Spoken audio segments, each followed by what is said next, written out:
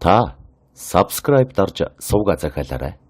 Мөн хонхон дээр дарснаар дараагийн шинэ бичлэг ороход танд мэдэгдэх болно.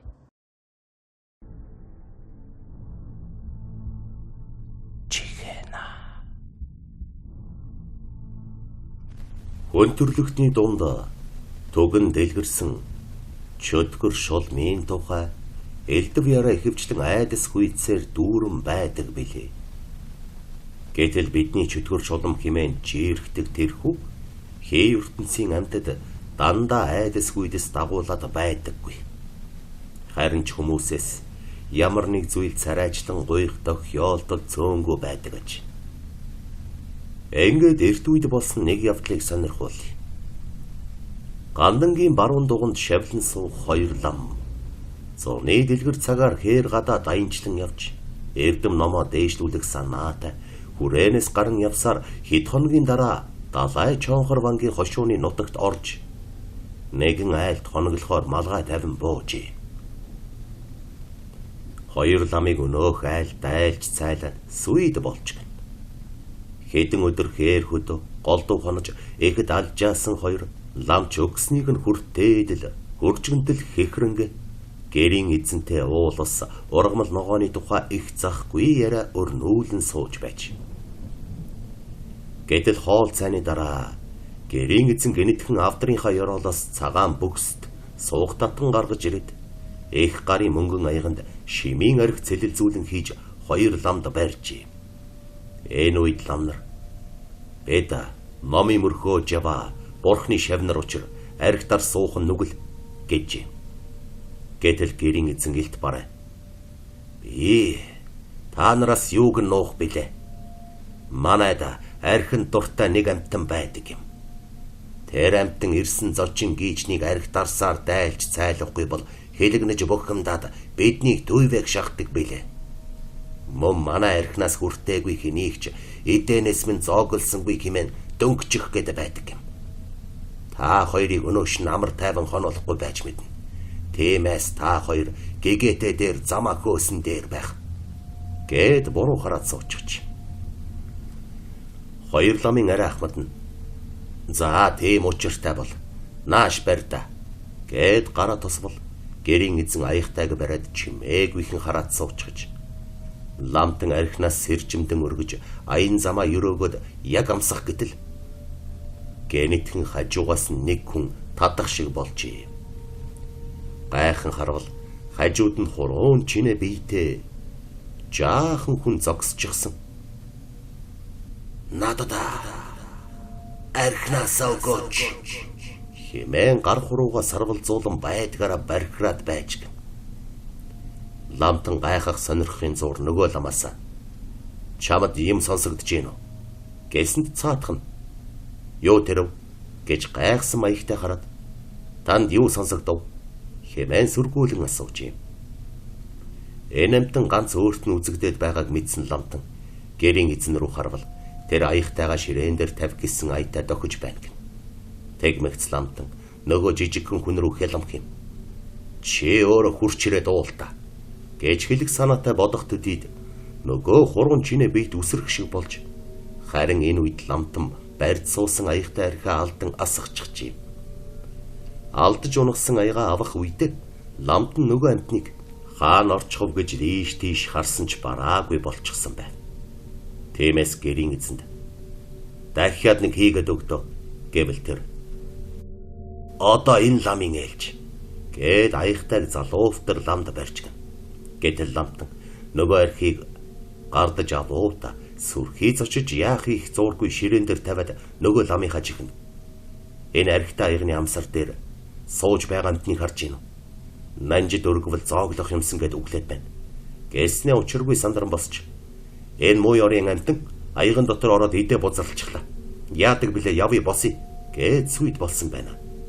Тэр хачин амтан арх барьсан хүндэл харагдаад байгааг төвөггүй ойлгосон ахмад настай ламтан гэрийн эзнээс ямар учиртайг асуудал тэр. Миний эцэг архинд их дуртай хүн байл. Аягтай арх гардаж авсан л бол газар тавилгүй уудаг хүн байсан юм. Нас нөхчөхдөө надад өглөө болгон архины дээж өргөж байгаараа гэж захиасныг нь би биелүүлээгүй билээ. Гэтэл сүнс нь гэрт минь хорогдчиход айлчин гийчин эрх үед архинийхэд амар заяа үзүүлэхэ байсан нь энэ гэсэн байна. Үүнийг сонсоод ламтан 3 аяг авчруулан арх дүүргүүлээд гурвуулангийн ширээн дээр тавиулж юм. Тэгээд хараад байсан ч нөгөө хуруун чинээ бийт гарч ирсэнгүй. Харин бүгд унтаж амархаар хэвдэх үед ламын чихэн дээр хормон дээр хэвчихлээ гэд орилоод болдоггүй гин. Ламтан өндийн харвал хинч байсангүй. Энэ маягаар шүнжин чихэн дээр нь хашгирсан үл үзэгдэх дуунаас болоод ламтан унтаж чадалгүй арайхийн өглөө болгоод бушуухан явахын түүс болж байтал залуу лам таны дор нэгэн байна. Та хардаа гэж гин. Аваад үзтэл нэг даавууны өөдөс байжээ. Үүнийг хараад гэрийн эзэн ихэд ширбэтэн зочиж аавын минь шарлиг ороосон даавууны өөдөс байна. Таныг архинасаа өгсөнгүй гэж шүнжин зовоожээ гэсэн ажээ.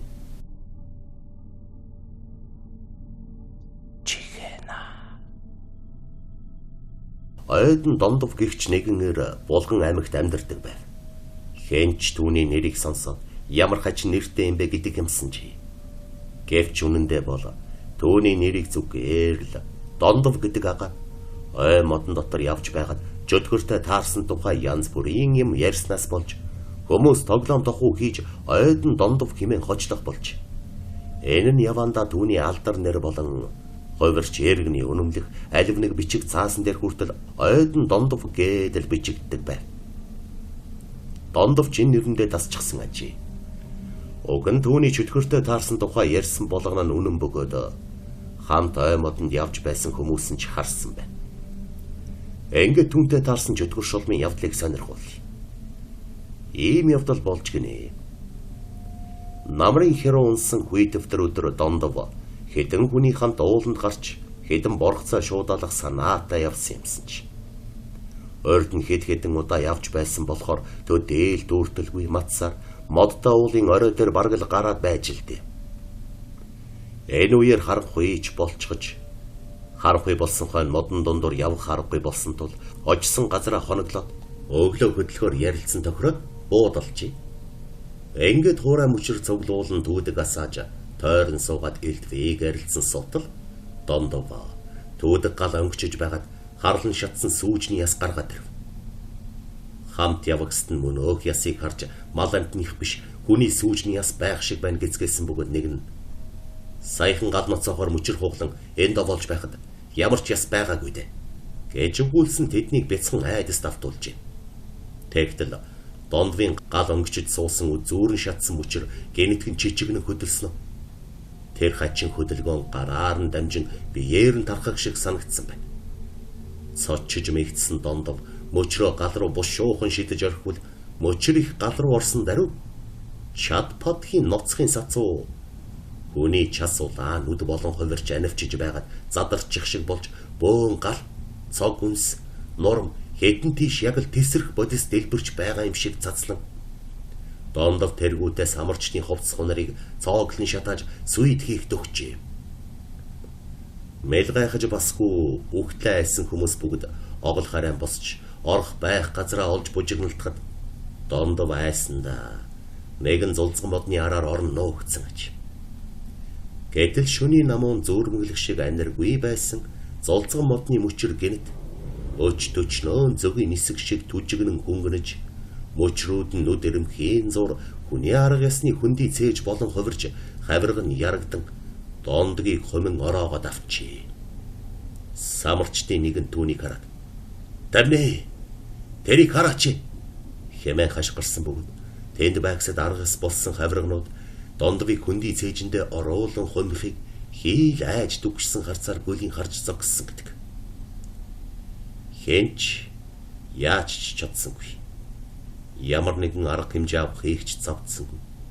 Харин тэдэн дотроос арай нэг залуу нь шатаж хэвтээ мөчрийн үзүүрээс шүүрэн авч аргаас бүхий зулцган мод руу шидчихжээ. Гэтэл галтай мөчр газар тунангууд аргаас болсон хусны доор хөвдийг шатаа Дондвыг ороосон аргаас өөд долоолн дөрөлдсөн байна. Энэ үед Дондов шатаж буй хавиргануудыг хугчин хаяад чөтгөрийн хинхтгээс мултран гарч ирээд даруй гүйчихжээ. Бусдын ч түүний араас яах гэж яваагач үл мэдэн даган хараалгасан байна. Нэг мэтгэд ойн бяцхан цоорхой дотор амьсг гаацсан хідэн юм зогсож байж.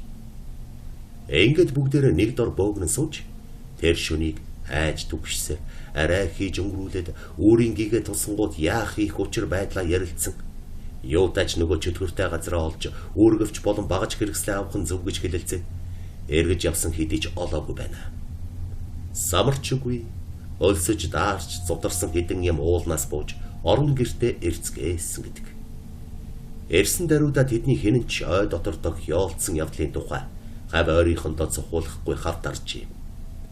Дандаа ирчүүд явсан байж самарч байхгүй, авч явсан үүргэвч хэрэглэсэн ч байхгүй ирэхээр хэн хүнгүй гайхаж яасан юу болсон бэ гэж асууж шалгаалгүй яах вэ? Тэр болгонд дараа ярих гэсэн ганцхан хариултыг цөмөрөө өгч байсан боловч мань дондов ам түргэнтэйгээр ойд болсон явдлын тухай ярьж хчилдээ. Чөтгөрийн цээжний хавиргууд намайг ороож би хинхдэг дотор нь орчихсон байсан гэж ярихаар хэн үнэмших бэл. Тэгээд ч хамт явсан нөхд нь дондвын ярианаас санаа нь зовж чөтгөртөө таарсан гэж үнэн үү гэж хэрэгт дурлагсдыг асуухад худлаа цаадагч нь алиалж байхгүй юу хэмээн үгүйсгсэн болохоор дондвыг бүгд худалч гэж тодорхойлжээ. Булган нутгийн ой тайгад нэгэн ууланд болсон чөтгөрийн явдал ийм боёо.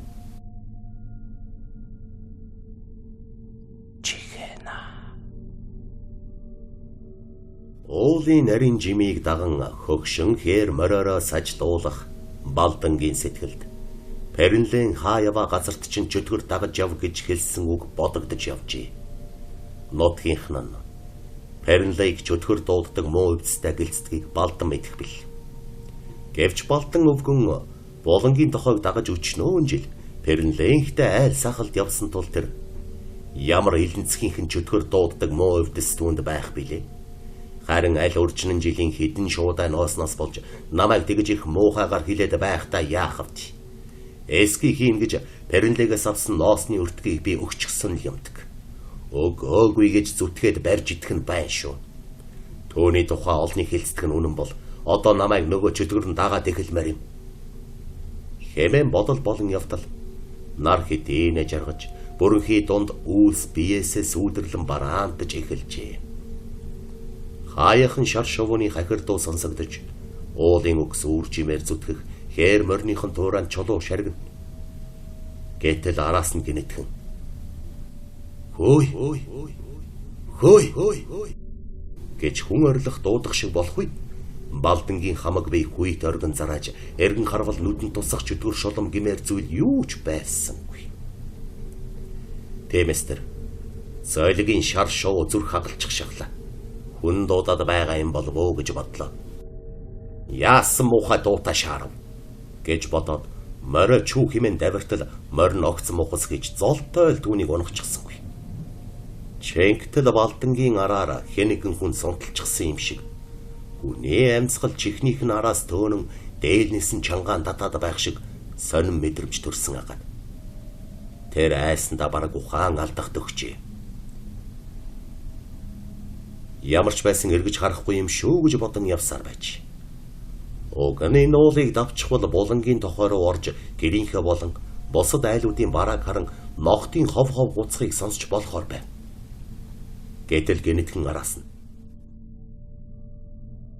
Балда чи намайг эргээд харчихгүй юу гэх яа харахгүй эмэгтэй хүний дуу сонсогдоод явчихж.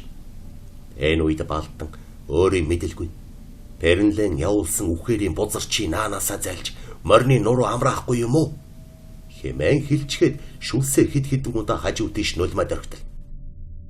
Чамайг эргэж харахгүй юм бол би өөрөө чамд харагдахаас гэсэн эмэгтэй хүний дуу гарсан. Атгаж явсан цул буурыг нь шовт татан газраар чиргүүлэх шиг болсон бөгөөд чанх өмнө нь өөд болоод удаж байгаа шар янжингэгч хүүхэн зогсож байгаа харагджээ. Бүүцэгт үхэж өргөдөөд олон жил болчихсон байж бас ингэж явдаг байх нэ хэмээн балдан бодох хооронд янжин түүний унаж яваа морийг эргүүлэн уулын уруу цул буураас нь өгц чинь татаж эхлэхэд Хогшин хээр морин өөрийн ирэхгүй тэглүүлэн уулын уруу хад өнгөрүүлэх адил бүдчин давхиж юм. Балдан хоёр гараа гозолзуулан хийдимийн хаш гарсаар нэг л их нэлмээсэн том дээл шидчих шиг газар навсхийн оожод өгсөн байна. Моринч гөлмөө дэрвүүлэн уулын уруу алга болжээ.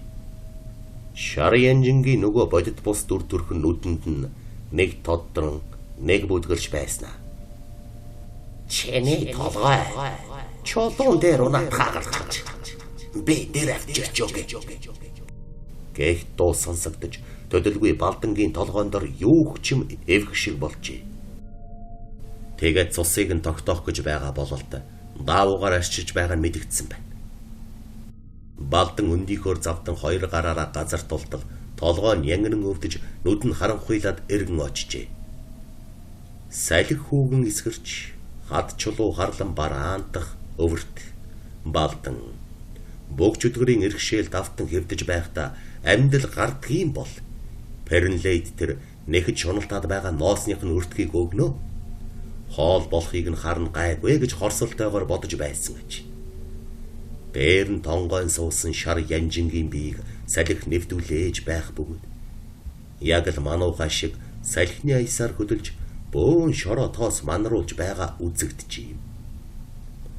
Моо үхэрийн бузрын хэдэн жил дарагдсан шороо нь бүргэн байх шив гэж бодсон балдан янжингийн бие рүү гараа явуултал уусанд туссан ямар нэгэн дүрсийг гараараа оролдох шиг сарнин алга болж байсан гэж. Чингтэл юу ч юм нэг хүнд зүйл нурах шиг болж үүнтэй зэрэгцэн балдан өөрийгөө томоохон нүхэн дотор оочлоо гэдгийг мэдэрсэн байна. Хажуудын ширгэн харвал ухархай нэг ховлыг нь шороо чигжин бүргсэн. Хохимо толгоо эрүүний ясандаа шүд бололтой харлаж ёрзойс. Ганц нэг яс цугуйлгаад хөсөр хөвтөж байж. Балдан байдгаараа муухайрлаад өөрийн ирэхгүй үндийн босч мөнөөх нүхнээс гарах гэж оролдож эхэлсэн чи хөл дор нь яс шажигнан дуурч хөл нь ямар нэг хайрцаг савыг цөмлөн орчихсон юм шиг тэглээд мултарч өгөхгүй байва. Хэчнээн удаа тэгж тарчилсныг бүү мэд. Юутач нэг мэдхэд өглөө болж уулын ингэр дулаан наранд гэрэлтэн нал айж байхыг үзэн балдан эргэн тойрноос очин харжээ. Тэгээд шүн ухаан алдснаа ойлгосон байна. Морноосоо очихдоо хүний шарил бүхий хөмөг газар унаж тэрэн цөмрөөд үхээрийн сэг зэмтэй хутгалцснаа ухаарч мэджээ. Гэхдээ өөд болооч нар янжин оршуулсан газар мөн өө биш үү гэдгийг тэр санахгүй эргэлзэж байсан гэж. Морноосоо унахтаа хагалж гэмтээсэн толгойных нь хэсэгхэн газар цустай наалтсан хатсан давооны тасархаа байсныг арайхийн салгаж үзвэл хээрийн нар салхинд гандаж сал байсан ёстой л үхээрийн юм шиг давооны өөдөс байжээ. Балдан явган алгасаар уулын бил рүү дөхөж явтал өмнөөс нь хоёр хүн тосон ирж та зүгээрөө хээрмөр шүн давхад ирэхээр нь таныг яасан бол гэж их санаа зовоод хайж яваа нэ гэжээ. Балдан Пернлейгийн явуулсан чөтгөрийн хорлолд автаа гэж хэлэлтэн биш.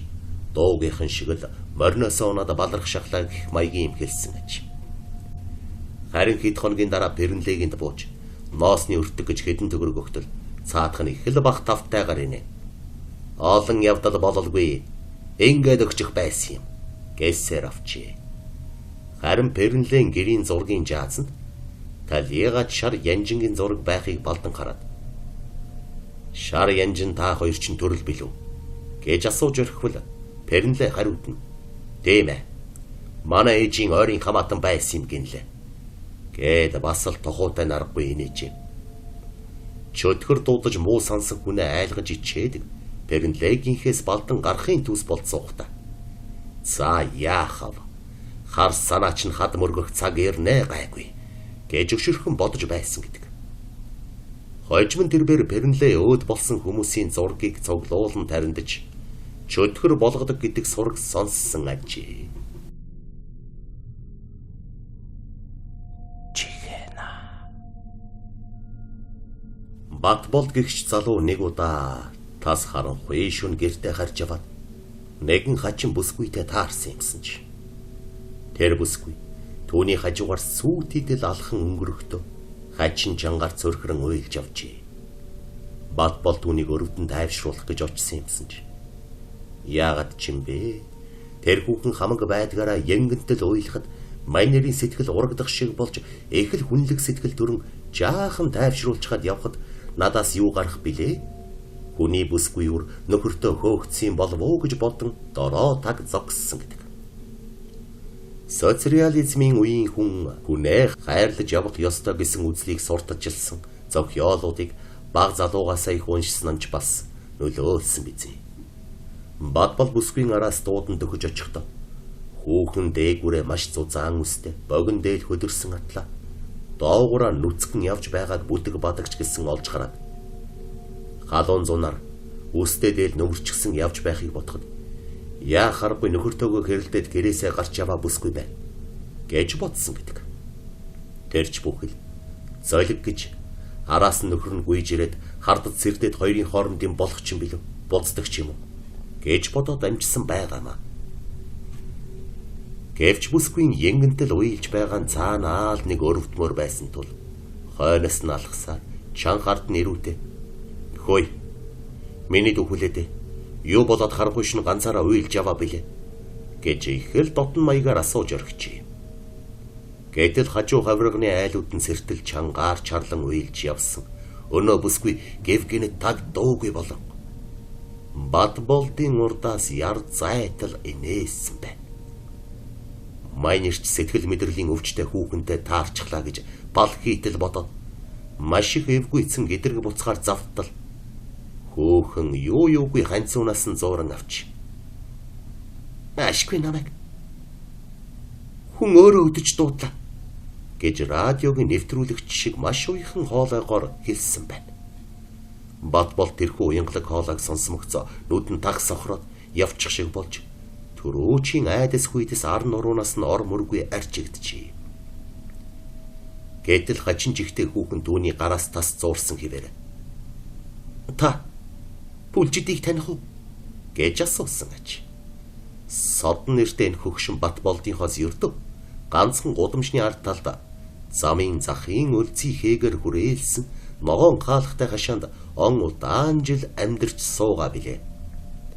Тиймээс Батболд тэр хөгшнийг сайн таних юм. Хүүхний уянгалаг хоолойд ман суурсан юм шиг автаж гараасаа хөтлүүлж орхисон Батбол араас нь дагаж сажлахдаа бүлжидгүйг би сайн мэдлгүй яах вэ гэж хариулахад хүүхэн гинэт зөрхрөн уйлаад эхэлсэн байна.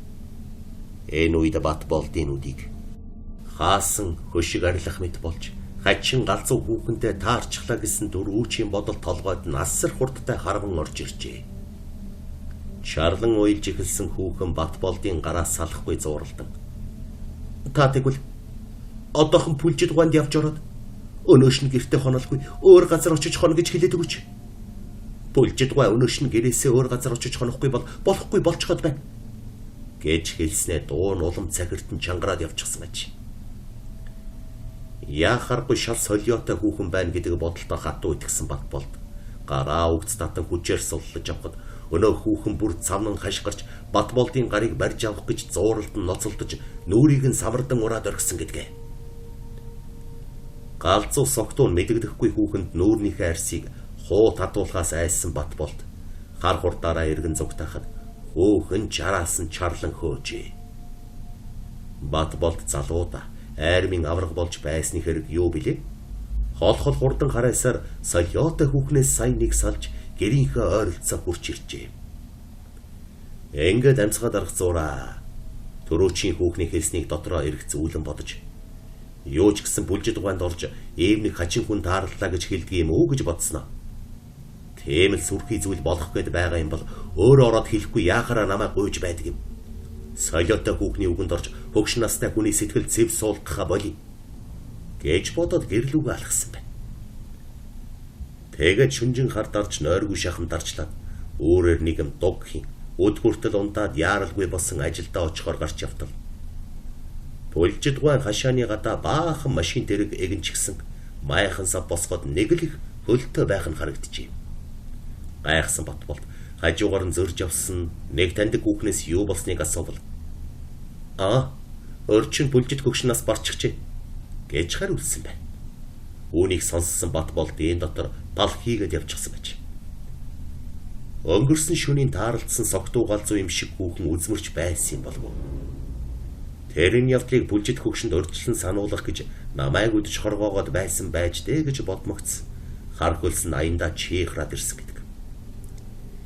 Хэчнээн сар энэ мэтээр дотроо тарчилсан Батбол нэлээд сүлд энэ явдлын тухай учир мэдэг хүнээс асуудал. Хүнийг тамийн оронд аваачдаг эрэлгийн элчээс гадна хүнийг эрэлгийн элчээс хамгаалж урьдчилан дуулгах гэж явдаг хамгаалагч сахиус гэж бас байдаг юм а.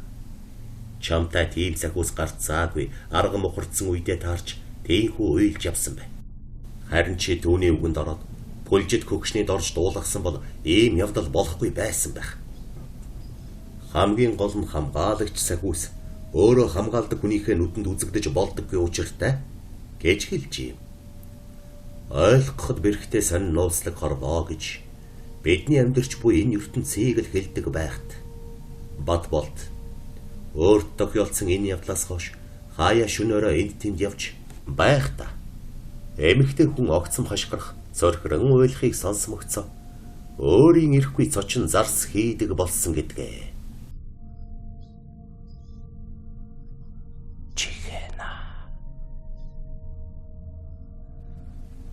Орчлонгийн цорын ганц өмгтөв шиг ээж нь талигач болсноос хойш үе гашууга тайлж байгаа нэрээр хэд хоног архидсан гончиг гэртээ орж ирмэгцээ. Зуухныхаа хажууд бохирол сууж явган ширээн дээр том данх руу гараа явуулан сэнжнээс нь бариад сэгсэртэл олон хоног гал хөс түллээгүй. Үйд өргсөн гэрт байсан цай хөлдсөн байж. Өрдөмн нь хизээч юм байдалд орж байгаагүй гончиг гониг тайгаар газар ширтэн хэсэг суугаад хоймрын автар дээрх жижиг жаацтай ээжийнхээ зураг руу харах гэж толгой өндийл гисэн ч өөрийнхөө арчааг үдэж суугаагаас санаа зовн шийдэмгий гихч босч зуухандаа түлээхийн гал өрдөж данхаа тавиад цай халахыг хүлээнгээ ээжийнхээ орон дээр хэвтэж байтал төр зур зүүрмгэлжсэн байна. Нэг сэрхнээ гэрн сайхан дулаахан болчихсон. Данхтай цайн цоргоороо уур савсуулан буцалж байж. Гончигч огол харайн босч данхтай цайгаа авч аяганд хийхээр тон гойлготол тус олж гойжсангүй. Гэвч сэгсэрч үзэхэд яа харахгүй цайтай байх шиг. Тиймээс тэр дотор нь цай байсаар байхад яадаг идэв цоргон бөглөрчихсөн юм болов уу гэж бодон амаар нь хийхээр тагийг нь сүгтэл. Данхан дотор цай биш. Хүний хохимой толгой харагдах шиг болжээ. Хачим харуутаа цочсон гончиг барьж байсан данхаа алдчихж. Гэтэл шалны хулдаас нь дээгүр нэлийдэл асгарсан цайг хэнэгэн арчих шиг хормын дотор үгүй болов. Гэрийн хаяа хавцаа нойтон алчуур шавхрах чимээ гарсан байна. Гончиг гайхан харвал үүдэн тушаа тавьсан түмхэн рүү хэнэгэн алчуур мушгиж байх шиг байжээ. Харж сонсож байгаа зүйлийнхээ учрыг ойлгоогүй гончиг архины цагаан солио тусч байгаа юм байхт яа харахгүй хий зүйл харж сонсоод байна да гэж бодсоор дөнгөж сая цай асгасан газар зориуд гიშгвэл яа наад гар гэсэн хөгшин хүний дуу хатжээ. Айсангэр агдасхийн хөлөө татаж аваад орон дээр лаггийн суудал хажууханд нь хэвтэх данхны ам руу хүний гарын хуруунууд сарвалзан яваад орчих шиг санагдав. Тэнгэр минь би ч одоо юу гэж юм хараад байна. Яа харахгүй архинаас л боллоо гэж бодсон гончиг данхаа яархан авуута түлээнийхээ хайрцаг руу шидчихэд хэвтэж өгч. Гэтэл төдөлгүй хаалган сэвхийн онгойж хажуу айлынх нь хүн орж ирмэгцээ. Хөөе. Шин гал дээрх цайгаа аваач. Дангч нь цоорлоо. Улаасах шахсан байна гэсэн ажээ. Дөнгөж сая данхаа түлээнийхээ хайрцаг руу шидснээ сайн санаж байсан гончиг өндийн босч харвал данхан нэрэ зуухан дээр шөөгтнөн доторх цайн уур савсуулан төргөж байгаа үзэгдэв. Үүнийг хараад тэр мэл гайхан цэлгөө хөрч айлынхаа хүнд саяхан юу харж сонссноо гүйлтэл цаатгана. Хөөрхий зайлуул. Хүүхдэл үр харам гэдэг нь талигач ээжин чин сүнс хорогдоо битсэн. Чамаа гэртээ байхгүй байхад даанч хашаан дотор шөндөлөөр хүн яваад байх шиг байсан юм. Гараа тарахар хинч байхгүй. Нохооч хуцахгүй байсан. Ээжийн чинь сүнс гэртээ хоргоцсон байх шүү. Гэж цүл бол хийтэл хэлсэн ажи. Гончгийн уур хурч. Бэтгий дими юм яриатай. Очиж миний муу ээжийн сүнс чөтгөр шулан болцоход намайг айлгана гэж юу байсан юм. Дахиж ийм юм яриад үзээрэй. Гэтэл нөгөө танаа ээж угаасаа ааштай хүн байсан биз дээ. Тийм хүний сүнс гэртээ хоргоцсон байж мэдэндээ.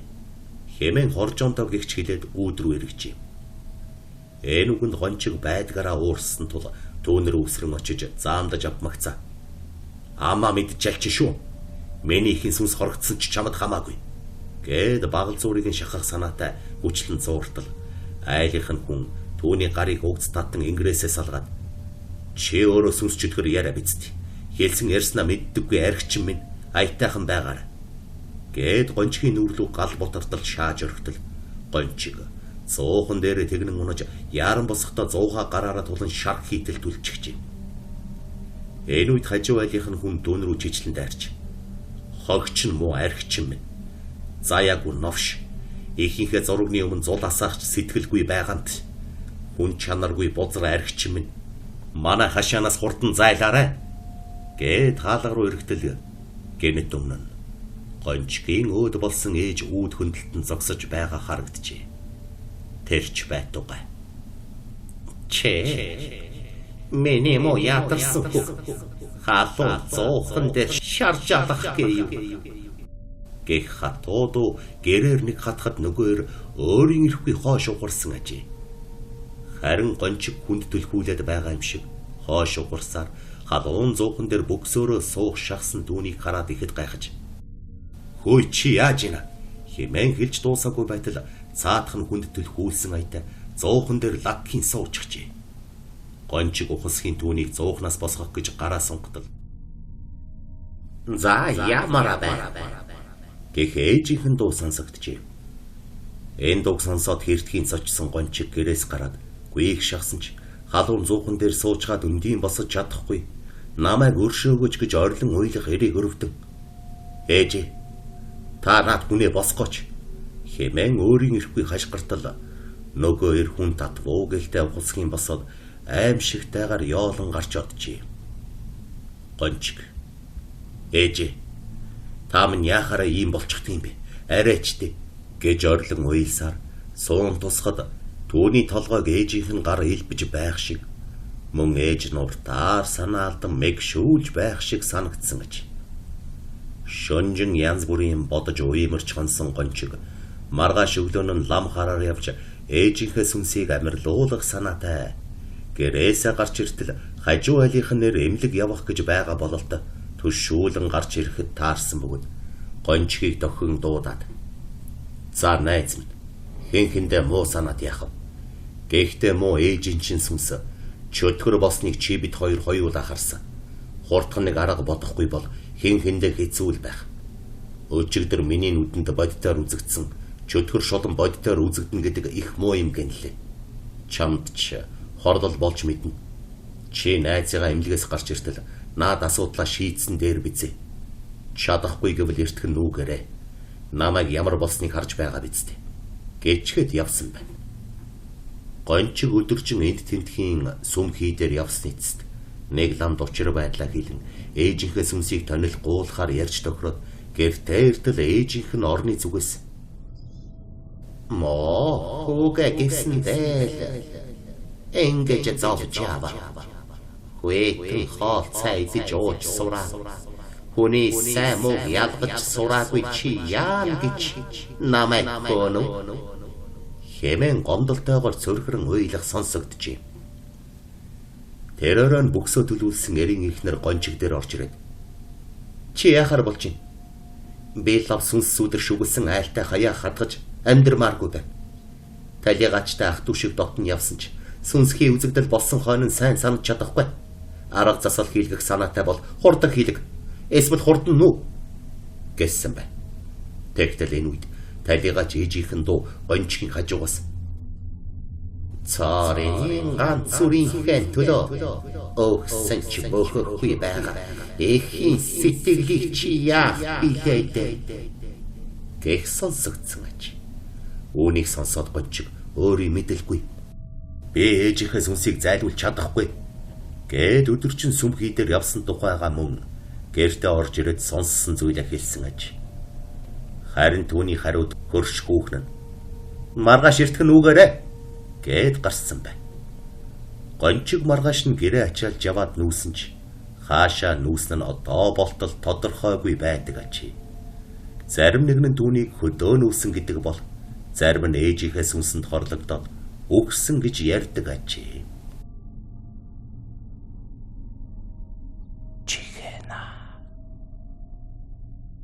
Чөтгөр шулам ороолон дээрэн гэхээрээ л дандаа идэр залуу насны эсвэл хөгшин хөвөө байдаггүй ачи. Төрлөө олоогүй сүнс энэ хорвоогоор хисүүчлэн байдаг тул тэрэн чөтгөр ямар ч насных байж болно. Ахаа ихчээ миний ам цангаад байна. Би ээжигээ санаад байна гэд эмэгтэй хүнийг дагаж гүйдэг. Бяцхан тэрэнгийн тухай яриа 90 оны ихэнх үеэр гарч байсан юм а. Дэнжимингийн нийтийн сууц буюу хүмүүсийн ярьж заншснаар Йотон цагааны 17 дугаар байранд тэрхүү бага насны хүүхдийн дүрээр үзэгддэг чөтгөр гэнэт гарч ирээд алга болчихдог. Шөнө нь коридороор хонхтой гутлаа жингэнүүлэн 3 орчим насны хүү ээжээ таахаа байна.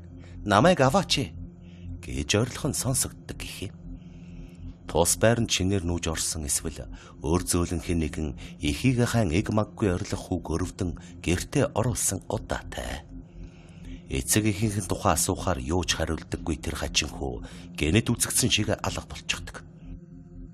Нэгэн удаа тус байранд шинээр нүүж ирсэн Ариуна гих бүсгүй шөнийн ээлжийн ажлаа тарж хаад гэртээ ортол хашааны буланд нэг бөөвийсэн бор хүү доошоо харан уйлж суужээ. Ээжээ химэн байн амандаа өглөн уйлах хүүг өрөвдсөн бүсгүй. Ээж нь хайчсан юм бэ? Миний дүү яагаад уйлав? Гэж өхөрдөн асуувал хүү хүйтэн царцанх нүдэрээ хүүхний бодлыг унших мэд анхааралтай ажиглан харснаа мөр хавчсан ажээ. Өвлийн хүйтэн байсан. Дээр нэмэгтэй хүний зөөлөн сэтгэлээр хүүг тэрэн цагдаагийн хэсэг дээр аваач өгч.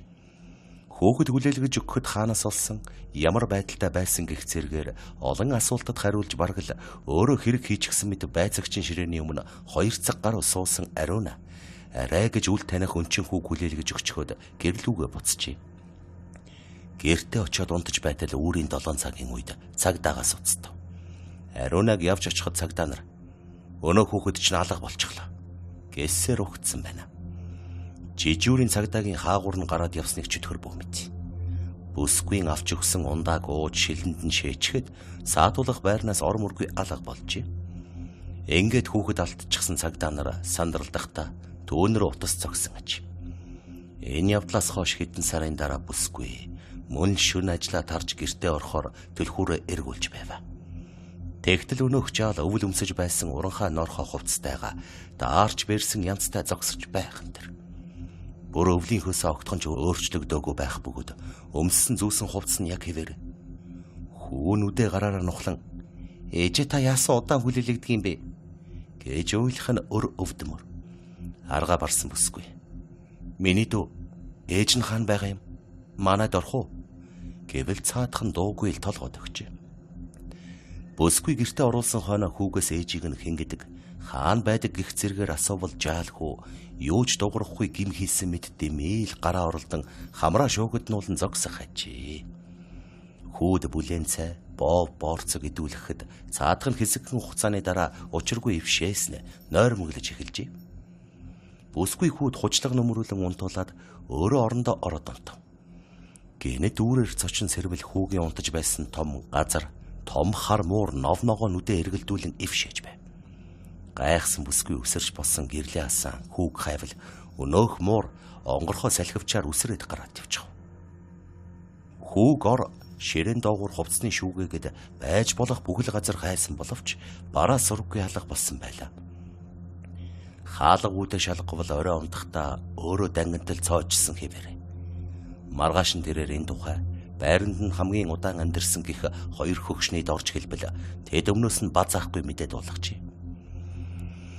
Огны тийм байранд нэгэн бүсгүй бага насныхаа хүүтэй амьдардаг байжээ. Тэрээр удалгүй нэгэн залуутай ханилахаар шийдэж хүүтэйгээ гурвуулаа ажинд үжин амьдарч байсан гэж. Харамсалтай нь хойд эцэг нь болох өнөө залуу хүүг ээжийнх нь эзгүйд элдвээр тамлаж зовоож эхэлсэн гэн. Хойд эцгийн хатуу шүүлтүүрээс цугтсан жаал ээжигээ дуудан коридороор нэг уйлан дуугарчгүй. Эсвэл хойд эцгээс аль нэг харанхуй буланд сун ээжигээ хүлээн мэгшин суудаг байсан ажээ. Гэвч ийм өдөр олон үргэлжилсэнгүй. Нэг орой хүүгийн ээжийг ажилласаа ирэхэд хойд эцэг нь хүүг нь боогод алжчихсан байснаас болоод ээж нь галзуурч шар хаданд хүргэгдэж хүүгийн сүнс ээжигээ хайн байранда хоригдсон аж. Ийм аимшигт явдал сонссон бүсгүй. Маргааш нь тэр байрнаас яарн нүжээ. Удалгүй тэдний байранд нүүж орсон айлын хүмүүст өнөө хүүгийн сүнс үзэгдэж эхэлсэн байна. Нийтийн байрны жорлол нь байрныхаа голд байдаг бөгөөд орой бие засахаар гарахад ялангуяа эмэгтэй хүмүүсийг нь ээжээ хэмээн даган гүйдэг бяцхан дээрэн яотон цагаан байранд амьдарсаар нэлээд хугацааг үдэж байна. Тус байранд шинээр нүүж ирсэн айлууд ихэндээ уг хүүхдийг тэрэн гэдгийг мэдэлгүй цагдаагийн газар хүүхэд асран хүмүүжүүлэх төв зэрэгт аваачиж өгдөгч маргааш нь ямар нэгэн чимээс сураггүй алга болчихсон байдаг ажээ. Хамгийн сүүлд сар шинийн дараа бяцхан тэрэн ээжигээ дуудан орилоод явж байхад нь цагдаагийн газар аваачиж өгсөн ч тэд дор нь хаяг тогтоох төв рүү хүргүүлсэн байна. Оюун сүрэн гих бүсгүй шөнө угаацаа асгахаар гарчээ. Тэгтэл 17 дугаар байрны өмнө нэг жаал цомцоон суугаад уйлж байх юм гин. Бүсгүй түүний дэргэд очиод "Миний дүү харанхуй шөнө яагаад уйлв? Гэр орон эцэг их чинь хаана вэ?" гэвэл хүү дуугарсангүй.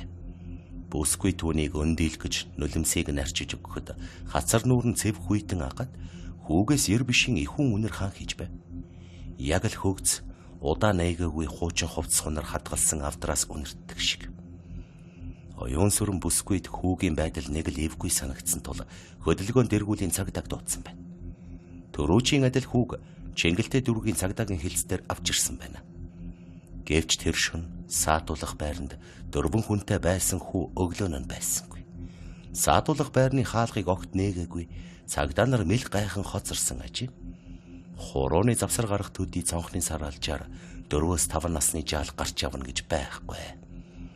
Ийхүү хойд эцгийнхээ гарт тамлуулж нас барсан бяцхан хүүгийн сүнс дараагийн төрлөө олохгүй Дэнжи мянган нийтийн байранд ээжигээ хайсаар явна.